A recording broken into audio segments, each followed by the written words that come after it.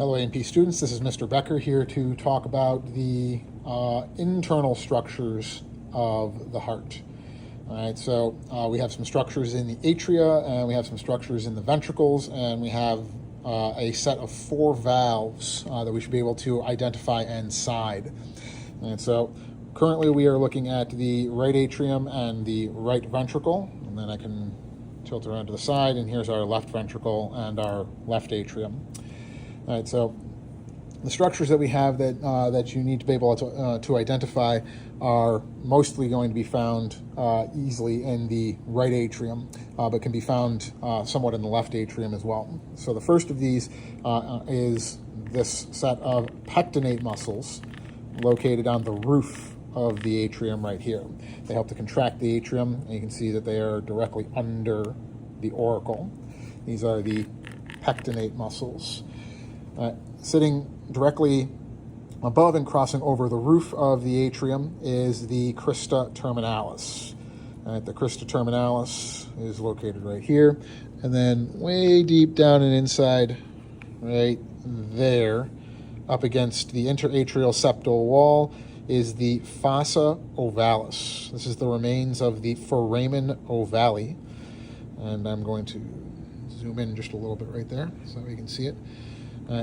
Where we would have had an opening that would have allowed for blood to transfer from the right side of circulation to the left side circulation during fetal development. All right, so if we take a look at the ventricles now, the opening here, see my tip going through, this is the opening of the atrioventricular valve leading from the atrium down into the ventricle. These particular models don't show the cusps, but we will see those in our dissections pretty clearly. We have 3 cusps in the right atrioventricular valve and 2 cusps in the left atrioventricular valve, giving rise to the term bicuspid or mitral valve for the left AV valve, and then the tricuspid valve for the right AV valve. I strongly recommend using the terms atrioventricular valve because it's significantly more universal.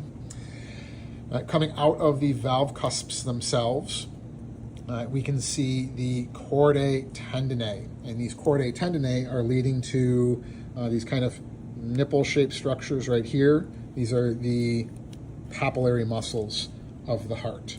We have 3 papillary muscles that are located in the right ventricle and 2 papillary muscles that are located in the left ventricle. They are given names, but we are not interested in specifying them any farther beyond that right now. So you just need to be able to identify the papillary muscles.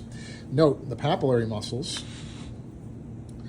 are coming out of some bars of flesh on the ventricular walls.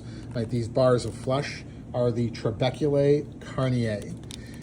So the crossbars of flesh quite literally means crossbars of flesh, are there to help contract the ventricle and to push blood out of this final valve right here. This is the semilunar valve. You can see it has 1, 2, 3 cusps here. This is the right semilunar valve that would lead out the pulmonary trunk located right here, the right semilunar valve.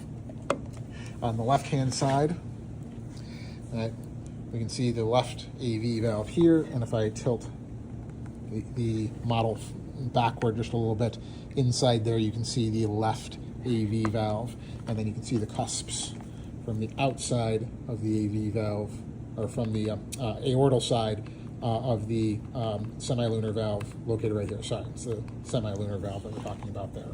But you can see that there's 3 cusps for that as well.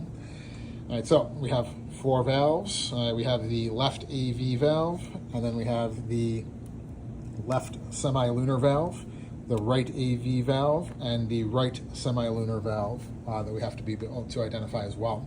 And then, of course, I've mentioned it a couple times previously, but we can see the interventricular septum located right here.